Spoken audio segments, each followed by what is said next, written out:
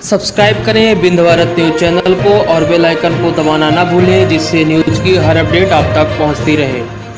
हमारे विंध्य प्रदेश से ऐसे कई महान सपूत जो सीमा पे लड़ते हुए शहीद हुए हैं। हम समझते हैं कि ये हमारे देश के लिए, हमारे विंध्य के लिए गौरव की बात है। पर जिस तरह से निहत्थे सीमा पर भेज के भारत सरकार ने हमारे सैनिकों को वीर गति प्रदान कराई है, वो कहीं ना कहीं हमारे भारत सरकार की गलती है। और अपनी गलती छुपाने के लिए वो कुछ भी बोलते रहे, पर इस तरह के घटनाक्रम नहीं होना चाहिए। एक तरफ आप चीन के साथ संबंधों को लेके बहुत बढ़ चढ़ के दिखावा भी कर चुके हैं देश के सामने, और दूसरी तरफ इस तरह की घटनाएं हो जाए, इस तरह के तनावपूर्ण वातावरण बन जाए, ये चिंता का विषय है। इससे हमारे देश को, सरकार को चिंता करनी चाहिए। और केंद्र सरकार के जो चाहे देश के प्रधानमंत्री हों, बहुत बड़ी बड़ी बातें करते थे। कहीं भी जब कोई विवाद होता था तो एक के बदले 10 ले आएंगे, 56 इंच का सीना और पता नहीं क्या क्या प्रचार प्रसार करते थे। पर उस तरह का कहीं भी दिखाई नहीं दे रहा है जो बातें देश के सामने कही थी।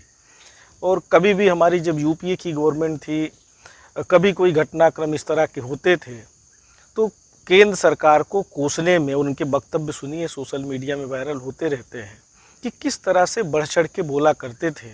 सच बात तो ये है कि वर्तमान की केंद्र की सरकार ना हमारे देश के सैनिकों के लिए, ना ही चाहे वो नेपाल की सीमा हो, चाहे चीन की हो, चाहे पाकिस्तान की हो, कहीं भी किसी भी मोर्चे पे जिस तरह से उनको काम करना चाहिए सफल नहीं हुए हैं।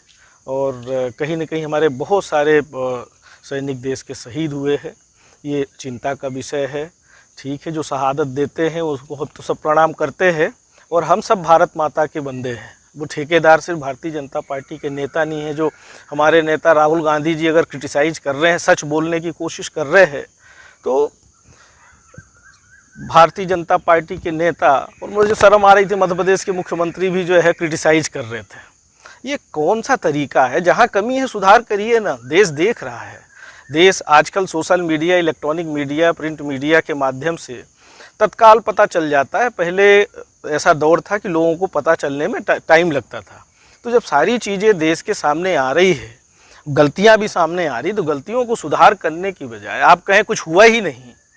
और अगर कोई कमी बता रहा है, निहत्थे कैसे सैनिक भेज दिए, अगर सवाल पूछ रहे हैं तो उस पर आप कहेंगे हमारी 1 इंच ज़मीन नहीं गई है, किसी प्रकार का कोई तनाव नहीं है। तो ये सब झूठी बातें देश के सामने नहीं करनी चाहिए, बजाय समस्या का समाधान करना चाहिए। और पूरा देश एक साथ है। हमारे नेताओं ने भी वक्तव्य दिया था, आदरणीय सोनिया जी ने, आदरणीय राहुल गांधी जी ने, और कांग्रेस पार्टी के सभी नेता, यहाँ तक कि अन्य दलों के नेताओं ने भी इस विषम परिस्थिति में सबने भारत देश के साथ खड़े होकर, सरकार के साथ खड़े होकर और देश के साथ एकजुटता दिखाने की बात कही है। तो ठेकेदार सिर्फ कोई एक पार्टी नहीं हो सकती है देश की।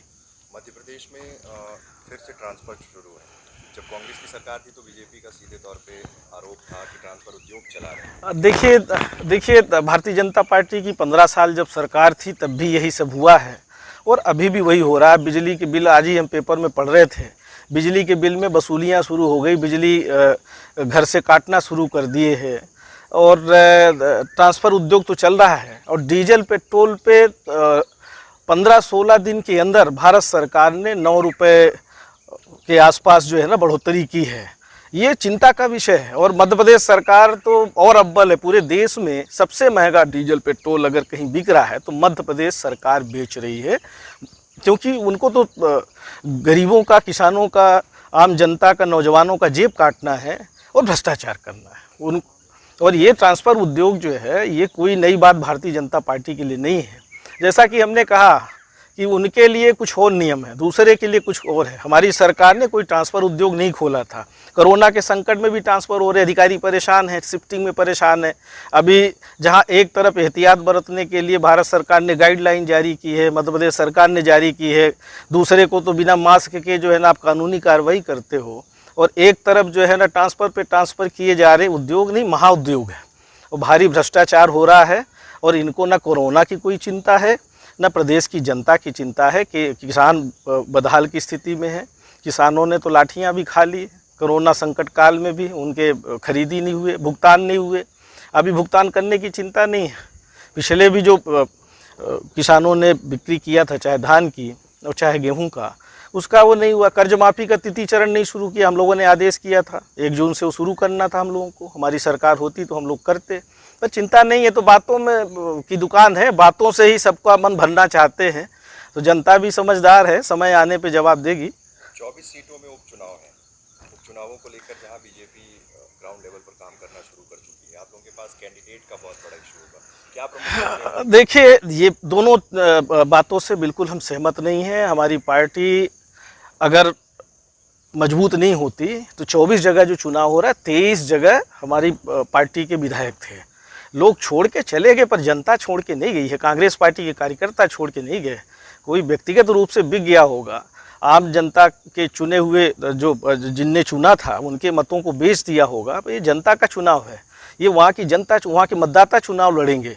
उन जो मतदाताओं को गिरवी रखने का जो ये काम किया है वहाँ के सम्मानित जो हमारे पूर्व विधायक हो गए साथियों ने, वो वहाँ की जनता का अपमान किया है। क्या उनसे पूछ के अपने आप को इस्तीफा दे के भारतीय जनता पार्टी, उन्होंने तो कांग्रेस को वहाँ की जनता ने वोट दिया था, कांग्रेस की सरकार चुनने का मौका दिया था कि कांग्रेस के सरकार बने और हम लोगों को राहत मिले, और काम भी शुरू किया था सरकार ने। तो ये कहीं न कहीं जिस तरह का घटनाक्रम हुआ है और जो इन्होंने किया है, इसको वहाँ की जनता, ये जाएँ तो जा रहे हैं, इनकी क्या दुर्दशा हो रही है।